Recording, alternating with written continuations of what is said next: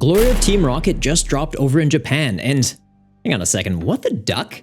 Porygon's already topped an event? Well, it looks like this dopey digital duck is going from meme to menace, as it's already taken 3rd place at a city league where the set was first legal. This thing's built in the same spirit as decks like Night March, Mad Party, and United Wings, you know, those single prize shenanigans decks that want to scale up damage based on cards that are in your discard pile.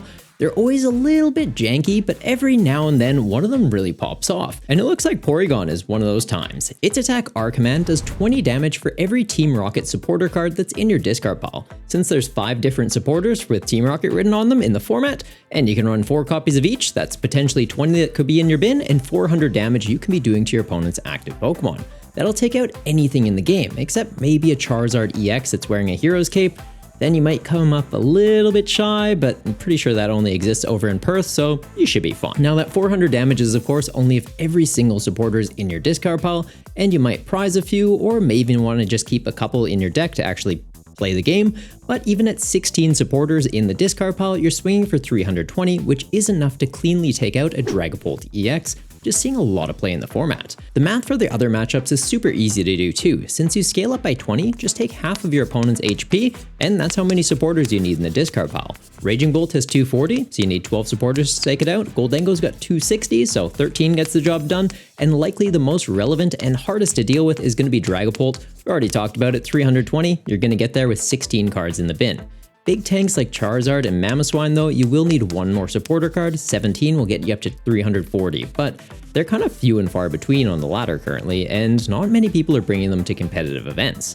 Now let's talk about the attack cost though. R command costs 2 colorless energy to use, which used to be pretty easy with cards like Twin Energy and Double Turbo in the format, but both of those have rotated out.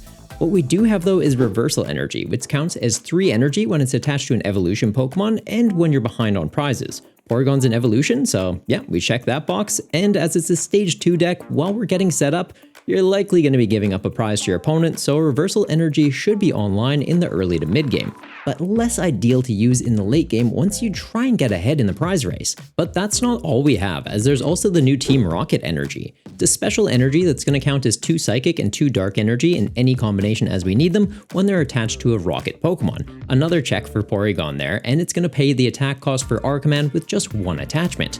That's going to give us 8 potential energy in the deck that can cover our attack cost with, well, we just pop it on and we're ready to go. Porygon also has the ability Reconstitute, which lets you discard 2 cards from your hand to draw 1. Now normally you'd want an ability that discards 1 card to get you 2 cards, but for this deck, as we want supporter cards going into the bin, this is actually a win-win.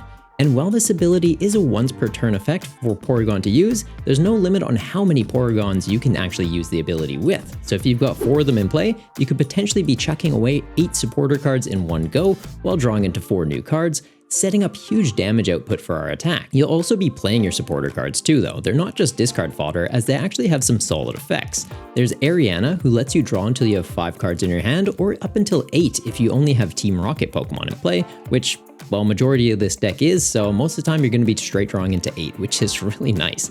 We've also got Archer, who can only be played if one of your Team Rocket Pokemon was knocked out by your opponent on their last turn. But once it's live, it's going to shuffle both players' hands back into their deck. You're going to draw 5 cards while your opponent's just getting to draw 3. That's some real villain energy right there. There's also Proton, who's going to search your deck for 3 basic Team Rocket Pokemon, and you can even use them on the first turn of the game if you start things off, breaking the rules of the game for some massive early board setup.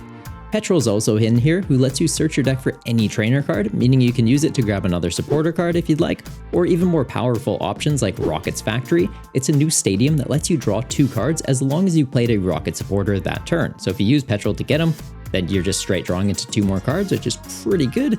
And with the amount of Rocket supporters we're using in the deck, well, 9 times out of 10 we're using 1 on the turn, so we should be able to straight draw 2 cards without any issue. Or better yet, you can even grab your Ace Spec card Brilliant Blender, which lets you search your deck for 5 cards and then chuck them right into the discard. So by comboing Petrol, you've already got a supporter going in the discard pile, you get your Ace Spec, you're getting another 5, that's 120 more damage Porygon's doing off just using 1 card. So yeah, that's pretty solid. We've also got the cards Rocket Receiver and Roto Stick to help you thin out more supporters from your deck. Rocket's Receiver searches for a Team Rocket supporter card and pops it right into your hand, while Roto Stick looks at the top 4 cards of your deck and grabs all the supporters you find there. Both are great to help you build up supporters into your hand to then discard and boost up your attack power as well as your deck's consistency.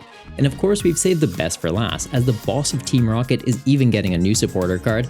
He's been giving out orders for years in the TCG, but yeah, Giovanni's still kind of going for that gust effect, but just pumping it up a little bit more. Instead of just gusting like the traditional boss's orders, Giovanni's also going to switch out your active Team Rocket Pokemon with one of your benched ones, so you can easily pivot out from something like Articuno and into a Porygon to start swinging attacks. Basically a reprint of Guzma from the Sun and Moon era, but this time around it's just for Team Rocket to use.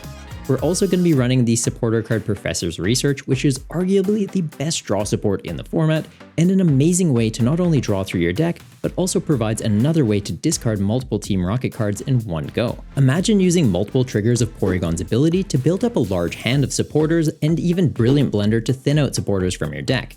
Then you're throwing down Research as your supporter for turn to bin all of those, and it's increasing your odds of drawing into a fresh hand that's made up of just Pokemon and energy that you actually need to play out the rest of the game, while suddenly skyrocketing your damage output.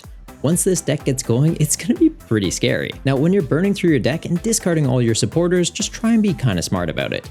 Keep 1 to 2 copies of Giovanni or Ariana to actually use them for their effects. Don't just dump every single card to pump up your numbers, because eventually you'll get to a point where it's like, wow, I wish I could do this on my turn, but all I can do is hit the active. And yeah, you might be in a bit of a bind. You'll still need outs for draw support and gust. Alright, we've talked about the strengths of Porygon, but let's talk about some of the awkward bits it's got going on too. The basic Porygon only has 60 HP, which makes it a prime target for Dragapult's damage counters when it uses Phantom Dive. Luckily, Team Rocket also has Articuno with the ability Resist Veil. It's going to prevent all effects of attacks that are done to our basic Team Rocket Pokemon in play. That includes those damage counters they're trying to put out, so your Porygons are safe until they evolve up. We're also not running rare candy in this deck, at least not in this build of it. With how many supporters, Pokemon, and energy the deck actually needs to function, there's just not a lot of space to play around with. But don't worry, since Porygon 2 has your back, so you don't need to rush trying to get the Z into play. It's got the same attack as Porygon Z, the only downside is the attack cost is going to be 1 more energy, costing 3 instead of just 2. So if you're behind on prizes, this is actually fine since we can be using Reversal Energy, Porygon 2 is an evolution as well, and Reversal Energy will be counting for 3 energy on it, so yeah, we're kind of fine, it can get swinging pretty quickly. Alternatively, you could be using 2 Team Rocket energy or a mix of a Team Rocket energy and 1 Reversal energy if you are ahead on prizes, but honestly, just trying to evolve into the Porygon Z to get the most value from your energy is probably the way to go. There's also a cheeky Budew tech in here as well. Its attack Itchy Pollen is going to item lock your opponent, which can be great to slow them down while you're trying to manually evolve up all your Porygons. And even if they knock out that Budew, it's also kind of fine, since now Reversal Energy is online, and we only have Team Rocket Pokemon in play, so Ariana is going to be drawing us 8 cards every single time we use it, since Budew is actually not a Team Rocket Pokemon. Might have to get him a little hat though, he seems pretty evil and very on brand for it. Now keep in mind, this list isn't locked in, it's a very early concept list based on the version that took 3rd place at the Japanese City League that just happened. So while it's a great starting point to use, it's not necessarily the perfect 60. Take this list as a starting point for yourself and make adjustments that fit your playstyle.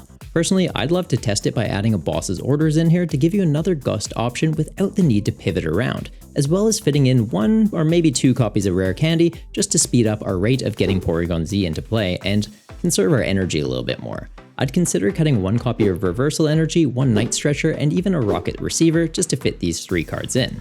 What do you think though? Are you keen to try out Porygon when Destined Rivals drops next month, or maybe you're already printing out some proxies to get testing? Let me know in the comments down below, and if you found this video helpful and enjoyed the breakdown, make sure to like and subscribe to keep up with the format and stay ahead of the meta. Oh, and if you're looking to really put some style into your playstyle, you should head on over to quackamousepads.com. They make high quality custom playmats, desk mats, and even mouse pads, so it's perfect for playing cards at events or even when you're grinding games on the ladder on PTCGL. Make sure to use the code BBBTCG for 10% off your order, and it lets them know that I sent you over there. It supports the channel and also your wallet. Talk about an actual win-win. Till next time though, stay golden, you Goombas.